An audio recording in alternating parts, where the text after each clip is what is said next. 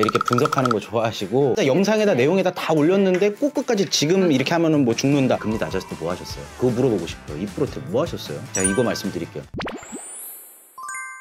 안녕하세요. 빌딩 진영쌤입니다. 안녕하세요. 서현웅 마스터입니다. 반갑습니다. 대표님들 궁금한 게 하나 있는데요. 금리가 최근에 이제 약간 꺾인다는 뉴스가 나오더라고요. 꺾였어요. 어제 잔금을 했는데 선반영이 되었다고 하더라고요. 아무래도 좀 더 올라갈 거지만 그래도 선반영돼서 조금 떨어졌습니다. 그래도 어찌됐건 2년 전보단 높잖아요. 그러면서 이제 경기 침체가 왔는데 근데 참 신기한 게 경기 침체가 와도 부자들은 계속해서 뭔가를 사더라고요.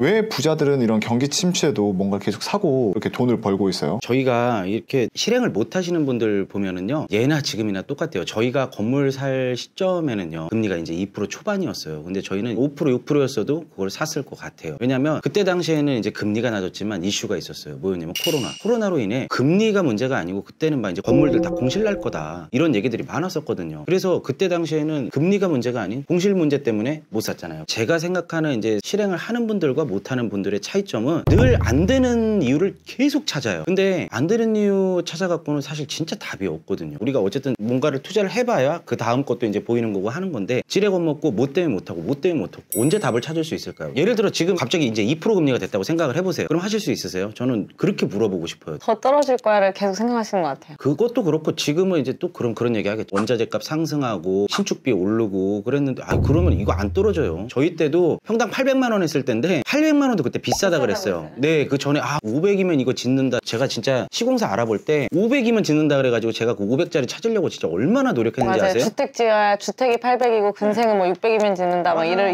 때였는데. 그러니까 안 되는 이유는 언제 어디서든 계속 나타나요. 중요한 건 내가 지금 필요하고 내가 지금 하고 싶으면 해야 되는 거죠. 우리가 건물 그때 왜 샀어요? 집 팔고 산 이유가 뭐야? 우리는 봤잖아, 눈앞에서. 그 전에 그분 같은 경우는 더 싼 평당가, 더 싼 건축비로 양재동 건물을 매입해서 시세 차익을 봤어. 우리는 물론 시간이 지났으니까 좀 더 비싸게 주고 사야겠지. 늘 가격이 계속 그 자리에 있지는 않잖아요. 그래서 어쨌든 저는 지금 당장 뭔가가 올랐어도 하기는 해야 된다. 그 상황에 맞게 만약에 20억을 투자한다면 2년 전에는 20억으로 뭐 60억대 건물을 살 수 있었다라고 생각을 하면 지금은 조금 줄여서 50억대를 보더라도 주요 지역에 이렇게 금액이 좀 줄었지만 그래도 시세 차익을 좀 볼 수 있는 그런 좀 눈을 기르셔야 되는데, 그런 것들이 사실 막연하게 느껴지실 수는 있어요. 근데 마스터님께서 그런 말씀 하셨잖아요. 못 사는 사람들은 못 사는 이유를 찾는 데 있잖아요. 왜 그들은 자꾸 못 사는 이유를 만들까요? 경험해보지 못해서. 그렇죠. 이게 정답이에요. 경험해보지 못해서. 그 사람 성격, 성향 차이라고 생각을 해요. 투자뿐만이 아니고 모든 일에는 내가 선택한 나의 책임도 있고요. 내가 선택을 했으면 끝까지 책임질 줄 알아야 돼. 그래서 그 리스크를 줄이고자 우리가 공부를 하는 거고, 그리고 문제가 발생됐을 때는 어떻게 해결하느냐. 남 탓하지 말고 빨리 본인이 하는 게 저는 중요하다 생각을 합니다. 아까 대표님들께서 경험을 안 해봤기 때문에라고도 하셨잖아요. 네. 두 분께서도 원래 건물주라는 경험을 안 해보셨잖아요. 근데 어떻게 경험도 안 해보고도 이렇게 결정을 하신 거예요? 저희는 이제 간접적으로 경험을 했던 것 같아요. 그렇게 수익 실현하는 것들을 보면서 같은 돈으로, 예를 들어서 아파트를 15억이잖아요. 이거를 내가 2년 후에 이 가격일지 더 올라갈지, 아니면 내가 이거를 팔아서 건물을 산다면 얼마가 올라갈지, 이런 것들을 저희는 수도 없이 보고 현장에서 좀 그런 사례를 많이 본 것 같아요. 그래서 뭐 아파트라든지 경매, 건물 무조건 그 현장 가서 수익 실현하는 것들을 보시고, 부동산은 다 그 기록이 있잖아요. 그런 것들로 보면서 좀 현장에서 공부를 하시는 게 좋지 않을까 생각해요. 그럼 두 분은 이렇게 공부를 하셔서 이제 선택을 하신 거잖아요. 솔직히 선택을 하기 위해서 약간 두려움은 있을 수 있거든요. 과거로 다시 돌아갔을 때 사기 직전에 가장 쫄렸던 부분에 어떤 포인트가 있으셨었나요? 건물을 사는 데 있어서 리스크는 없다고 생각했어요. 왜냐하면 우리의 실투자 현금에 1년치 이자 비용은 다 넣어놓고 계산을 해놨기 때문인데요. 근데 한 가지 좀 두려움은, 우리 현업이 잘못되면 우리는 이걸로 먹고 살아야 되는데 그거에 대한 두려움이 있었지, 투자에 있어서는 다 분석을 해놓고 투자를 했기 때문에, 그리고 강남 지역이었기 때문에 크게 두려움은 없었습니다. 두 분의 이야기를 듣다 보니까 생각이 나는 건데, 이렇게 하지 못하는 분들은 약간 미래에 뭔가를 100% 맞추려고 하는 것 같아요. 이게 확실히 100% 올라간다가 아니면 1%의 두려움으로도 못 하시고 있는 것 같거든요. 근데 미래는 솔직히 불투명한 거잖아요. 그렇죠. 재작년에 이렇게 부동산이 올라갈지 누가 알았고, 또 이렇게 집값이 떨어질지 몰랐잖아요. 그럼 지금 이제 현재 기준으로 봤을 때 이제 앞으로 다가오는 미래를 위기를 우리가 예측은 할 수 없지만 부동산을 투자함에 있어서 우리가 어떻게 이제 대응을 해야 될까요? 저는 지난 사례 과거 분석이 일단 제일 중요하다고 생각하고요. 뉴스에서 나오거나 책에서 나오거나 유튜브에서 나오는 거를 보지 마시고요. 정말 미래를 맞추고 싶고 안정적으로 하고 싶다면 그런 거를 보는 시간에 정말 강남 지역에 나와서 부동산들을 돌아다녀 보세요. 실제로 전달에 거래된 게 뭐냐, 전달에 임대가 맞춰진 게 뭐냐, 저는 그게 진짜 리얼한 거라고 생각을 하거든요. 책이나 유튜브나 뉴스에서 나오는 거는 정말 일각이에요. 그걸 보고서 마냥 사실인 것처럼 다 전체인 것처럼. 네, 심지어 거래된 거 국토교통부 실거래가 사이트에 들어가 보면은요, 이번 달에 강남 지역에서 실제로 거래된 거, 임대차 맞춰진 거 다 나와요. 정말 저는 그런 팩트를 보고 공부를 하셨으면 좋겠습니다. 그리고 현장에 나와서 실제로 그거를 거래한 사람들과 의사소통하는 게 저는 맞다고 봐요. 그렇게 공부를 하는 게. 실제로 지금 뭐 전액 현금으로 강남 지역에 뭐 매물을 매입하신다든지 거래가 아예 없는 게 아니거든요. 작년, 재작년처럼 그렇게 활발한 시장은 아니지만 강남 지역은 전액 현금으로 매입하시는 분들도 있습니다. 뉴스나 언론에서 알 수 없는 다양한 활동들이 지금 현장에서 이루어지고 있는 거네요. 그렇죠. 그러면 이제 대표님들께 궁금한 게 이 부동산이라는 게 결국 투자 가치적으로 보면 우리가 미래 가치를 보고 투자를 해야 되나요? 아니면 이 부동산의 현재 가치를 보고 투자를 해야 되는 건가요? 저는 현재 가치. 미래를 그렇게 확신할 수는 없지만 어느 정도 예측하고 지금 현재 가치를 보고 판단해야 된다고 생각해요. 그럼 그 현재 가치라는 게 어떤 거예요? 지금 거래되고 있는 상황들. 그리고 시세. 임차료가 얼마에 맞춰져 있고 내가 매입할 건물이 실제로 주변에 그렇게 임차가 맞춰지고 그리고 내가 디벨롭이나 이런 행위를 했을 때 실제로 건물이 얼마에 팔리는지 그런 것들. 그럼 결국 아까 말씀해 주신 것처럼 현장에 답이 있다는 거겠네요. 그러면 이제 그 현장에 가다 보면 이제 부동산을 보는 안목이 생기는 거잖아요. 그 안목을 기르는 방법이 아까 마스터님께서 말씀해 주신 이렇게 뛰어다니고 그것만 있는 건가요? 저는 그냥 냉정하게 그냥 정답 말씀드리자면은 수요자가 돼보세요. 진짜로 투자를 할 것처럼 해서 이 빌딩을 매매를 전문으로 하는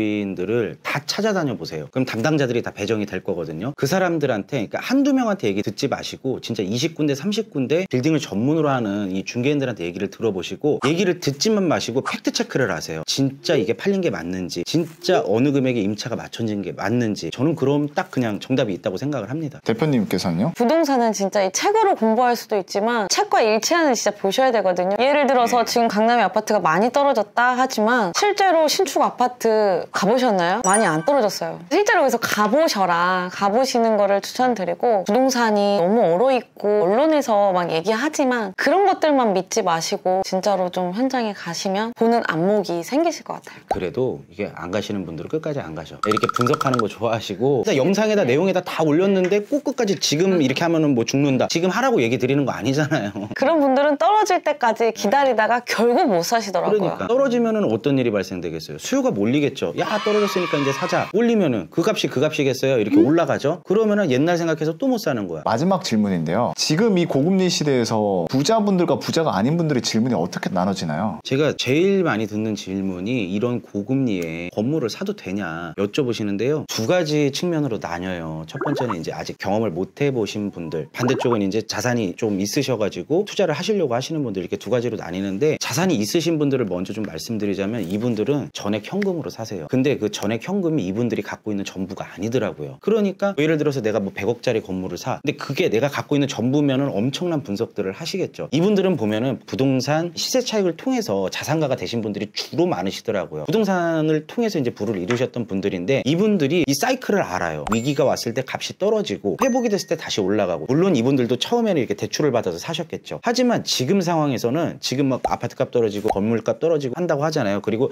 저희가 이렇게 디벨롭을 해서 완성을 시켜놓고 임대를 맞춰놓으면은 예를 들어서 원래 150억 정도 하는 가치예요. 근데 경기가 안 좋잖아. 근데 디벨롭 하신 분 같은 경우는 엑시스를 하고 다음 디벨롭을 넘어가야 되는데 원래 내가 시세 차익을 40억 보려고 했던 거를 한 20억만 보고 그냥 넘긴다는 거죠. 원래 150억 해야 되는 걸 갖다 120억에 팔아요. 130억에 팔고요. 그러면 자산이 있으신 분들, 현금을 들고 계신 분들은 이걸 보고서 오케이, 지금 다른 수요층들이 없으니까, 대출 받아서 이거를 소화해 줄 수요가 없으니까 값이 떨어진다는 걸 알아요. 그래서 이분들은 가만히 지켜보고 계시다가 이게 떨어졌다 그러면 그냥 현금으로 사세요. 그리고 이분들은 언제 파시냐, 이게 회복이 돼서 올릴 때, 사람들이 대출 받아서 살 때 그때 던져요. 근데 이분이 디벨롭을 하나요? 1년치 이자를 내나요? 뭘 하나요? 월세 꾸준히 받고 계시다가 그때 던지시더라고요. 이게 정말 한두 번 해본 경험자들이 아니에요. 올 현금 주고 사시는 분들 보면은 최소 이걸 10년, 20년 동안 경제 위기, 막 코로나 다 겪으신 분들이요. 이런 분들이 주로 이제 요즘 하시는 게 임대 수익이 잘 맞춰져 있는 강남 건물을 반드시 삽니다. 그리고 반대로 지금 안 해보셨던 분들, 금리 낮았을 때 뭐 하셨어요? 그거 물어보고 싶어요. 2% 때 뭐 하셨어요? 지금 와갖고는 이제 뭐 6%인데 어떡하냐. 그때 아파트 투자하셨을 수도 있고 다른 걸 하셨을 수도 있는데 항상 모르는 거 예측을 할 수가 없어요. 자, 이거 말씀드릴게요. 6% 금리면은요, 지금 원래 우리가 매매가가 50억이었던 노후 건물이 지금 50억일 것 같으세요? 얘도 지금 떨어졌어요. 45억, 43억 이렇게 떨어져 있거든요. 그러면은 내가 원래 2% 금리여서 달달이 1,000만 원 내야 되는 거를 6% 금리여서 3,000을 낸다고 생각을 해볼게요. 1년이면 3억 6천이에요. 근데 이미 매매가가 50억짜리가 뭐 42억, 3억까지 떨어졌어요. 그럼 벌써 여기서부터 세이브하고 시작하는 거잖아요. 저금리 때 비싼 매매가보다 고금리지만 원래 50억짜리를 42억, 3억에 사면은 일단 1년치 이자보다는 훨씬 더 먹고 시작을 하는 거잖아요. 우리 디벨롭은 1년치 이자만 내면 되거든요. 그렇게 지금은 싸게 살 수 있어요. 근데 금리 때문에 무서워서 못 사는 거예요. 안 해봤으니까. 이자는 네. 사업 비용이에요. 사업 비용이 더 들어가는 만큼 매매가는 떨어졌잖아요. 그러면 따지고 봤을 때 저는 1년, 2년 뒤를 봤을 때 저희의 컨셉은 50억짜리를 사서 건물을 멸실을 하고 새로운 건물을 올려서 이 50억짜리를 100억으로 만들어내고 110억으로 만들어내거든요. 지금은 경기가 어려운 거를 노후 건물, 건물주들도 아세요. 안 팔리는 거를. 그렇기 때문에 매매가가 그렇게 잘 흥정이 되고, 근데 이게 싼지 비싼 건지를 다들 잘 모르시는데 그거를 보는 안목을 키워야겠죠. 그래서 제발 제가 중개인들 만나서 얘기를 들으라고 하는 얘기가, 중개인 얘기 다 믿지 마세요. 다 들어보시고 통계치는 본인이 내세요. 저희는 그리고 밸류업 투자에 대해서 말씀드리는 거예요. 지금 뭐 전체를 되어 있는 거를 올 대출 받아가지고 뭐 70%, 그건 절대 안 돼요. 네, 진짜 안 돼요. 건물이 뭐 50억짜리인데 수익률이 3%짜리야. 얘를 대출 받아서 사면 안 됩니다. 지금은 여러분, 저희는 그런 걸 사라고 지금 말씀드리는 게 아니에요. 그리고 디벨롭도 사라고 말씀드리는 거 아닙니다. 그래도 시장이 돌아가는 건 알아야 되잖아요. 이거는 하면 안 되는 거예요. 근데 얘는 깎였으니까 사업비 내더라도 이렇게 해도 된다. 충분히 공부를 하고 이게 사업성이 타당하다 생각하시면 하면 되는 거예요. 이거는 사업이에요, 사업. 예. 오늘 또 이제 이렇게 대표님들께 배우려 했다가 마스터님의 팩폭에 또 이렇게 눈물을 흘리고 갑니다. 다음에 또 팩폭 많은 기대하도록 하겠습니다. 네, 팩폭보다는 저는 그냥 올바른 얘기만. 네.